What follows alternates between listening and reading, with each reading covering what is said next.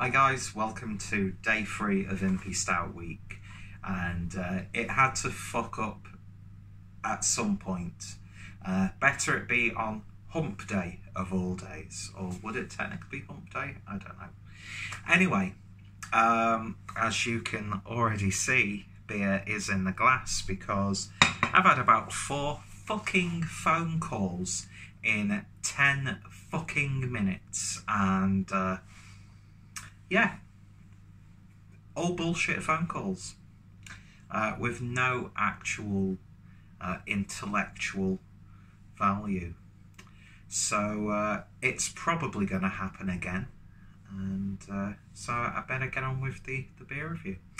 Anyway, we're going a little bit, not left field, because there's nothing really too out there with this, but it's a little bit experimental and some bourbon barrel aged action today, and the first collaborative,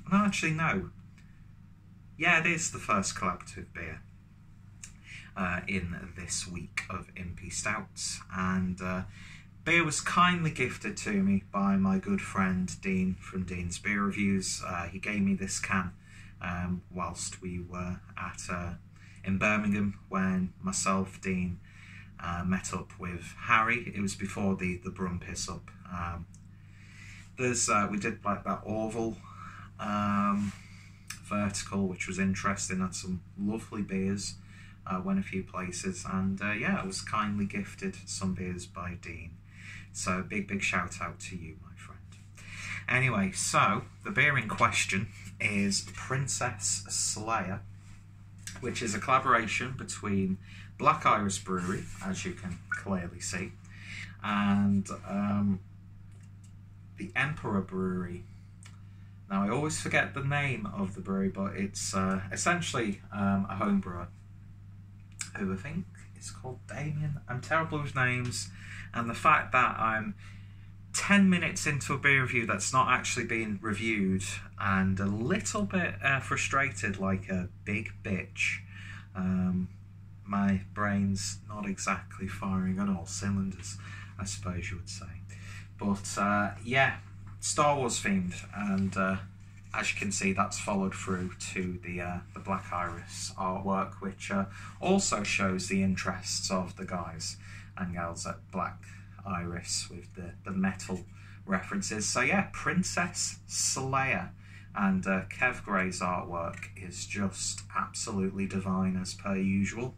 So this is a bourbon barrel aged chocolate and cherry Imperial Stout, clocking in at 11% ABV.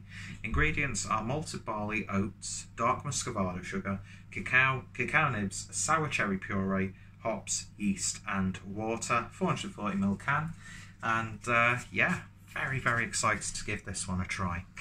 So beer has already poured. I wish you could see the pour because it was just looking beautiful. The words "there will be blood" echoes in my mind, because we've struck oil, ladies and gentlemen. Just look at how the glass is stained already. That is a very oily looking Imperial Stout. No head at all. I don't know, it could be jet black, but I'm not sure, but I don't know why. I might be imagining it, but there's like this almost brown varnished glow to the beer, and it just looks absolutely fantastic. It's probably going to take a few attempts to clean the glass once I've finished the beer. So let's see what we get on the nose.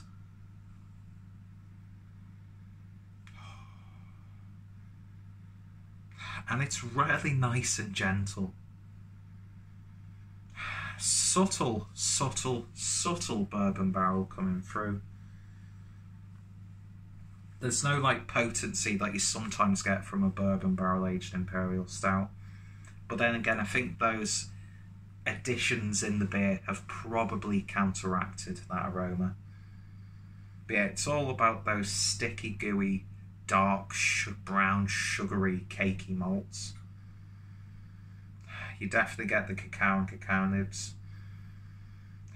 It almost gives the impression as like flaked, grilled coconut in there as well.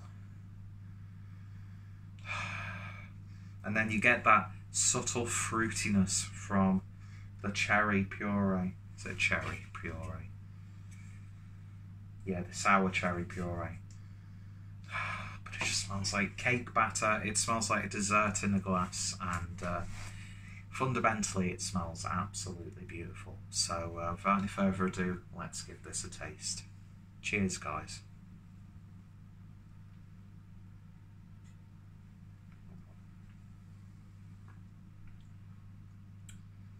Wow. Very little carbonation on this one, but it's not like a flat low carbonation. It's like silky smooth low carbonation.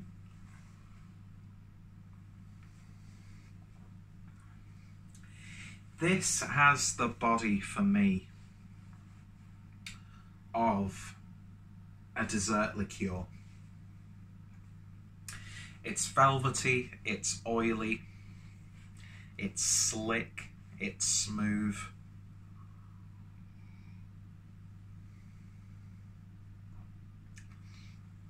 Those sour cherries are right there on the first intake all the way until the aftertaste. And when the beer, like, sort of like the fumes come back into the palate, that's probably the most lingering flavour, is that sour cherry puree. And it just counteracts that rich, cakey, desserty, milky body perfectly. It's like a fruit and nut chocolate bar. And the slight vanilla from the bourbon adds to that milk chocolate character. And then you always get the sensation like there's cacao powder or cocoa powder. I never know how to pronounce those properly. It's like that's been sprinkled on top. It's very sweet, but not overbearingly so. There's just the right amount of minerality from the barrel coming through. I mean, is it the heaviest of bodies? No. It's what Paul from PA Brew News would call a little bit thin. But it's not thin, because Paul's got a baby palate. I love you, Paul, but not every Imperial Stout's a little bit thin. But there are some that are ridiculously thin for their ABV, but this is not it at all. This is like after meal dessert liqueur. Even as the cherries in there give it this sort of almost port dessert wine character. And it's probably the least bourbon barrel Imperial Stout that I've had, but I'm actually really glad, because sometimes that bourbon barrel can infiltrate and overpower the flavours of the Imperial Stout. I mean, you know it's there, you can tell it's a bourbon barrel, but it doesn't intrude, it doesn't overwhelm those other flavours. I've got to say, this is so ridiculously balanced. And there's not even a hint of that 11% ABV. Now, I've had this for a few months now, and I think the can was it was released a few months prior to Dean giving it to me. Oi oi. So I think it probably has mellowed out a little bit. But yeah, I'm reminded of those, like the chocolates that you get in like Quality Street that have the sort of like the gooey centre. Gooey centre, look at that. Look how horrific that claw looks. But yeah, it reminds me of just gouging yourself with a box of chocolates. Because that's what it's fine. It's dark chocolate, it's milk chocolate. That's absolutely beautiful. And it's drinking ridiculously easy.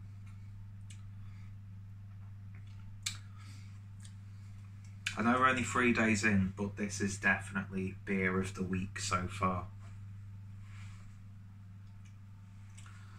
It's absolutely gorgeous. I love it when I get Imperial Stouts like this. And that's why I'm doing this week, to get the Imperial Stouts that I've got in my collection consumed. It's just an excuse for me to drink really at the end of the day. I absolutely love that. That's just decadent, it's indulgent, it's robust, but it's smooth. It's simple as well in a lot of ways. But it just works beautifully well.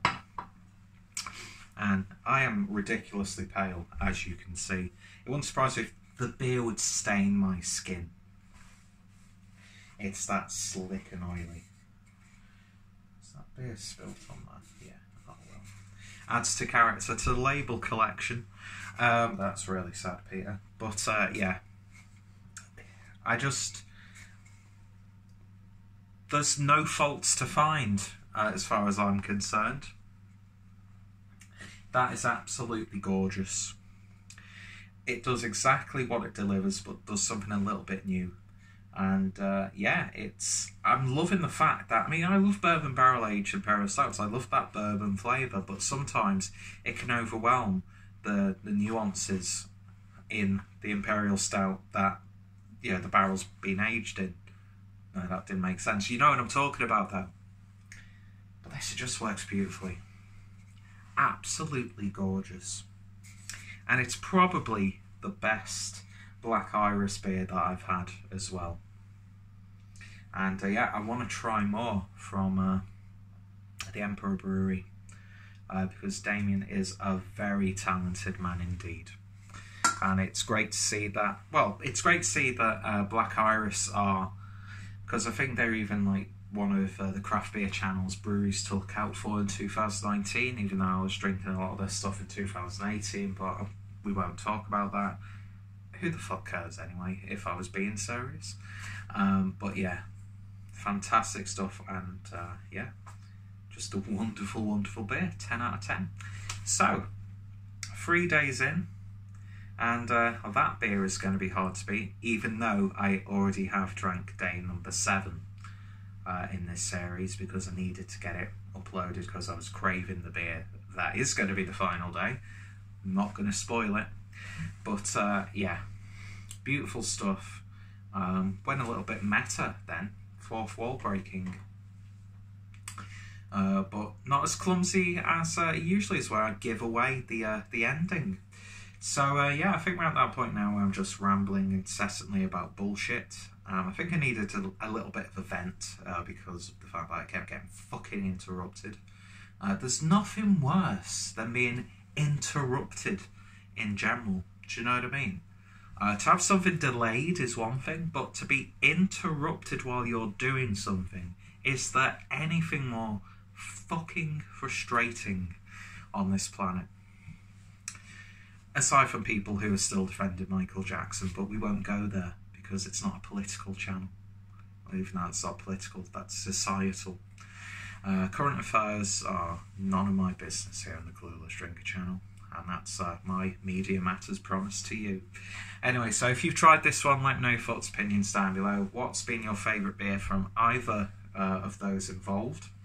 And yeah, are you enjoying Imperial Stout so far? Imperial Stout week so far? What's your favourite Impy Stout? What Impy Stout would you like to potentially see? Because I've got the beers sorted out pretty much. But yeah, what would you like to see? What would you like to see me drink, essentially? And yeah, I hope you've been enjoying it so far. If you missed the past 2 days, the playlist is down below, as well as my Imperial Stout playlist. And yeah, I hope you'll stick around and join me tomorrow for day 4. I wonder what we've got in store. Who knows? Well, I know. Well, I kind of do, because I've got a selection of beers to choose from. The Clueless Drinker, 100% professional, 1000% sexual. Thank you guys for watching, and I shall hopefully see you later.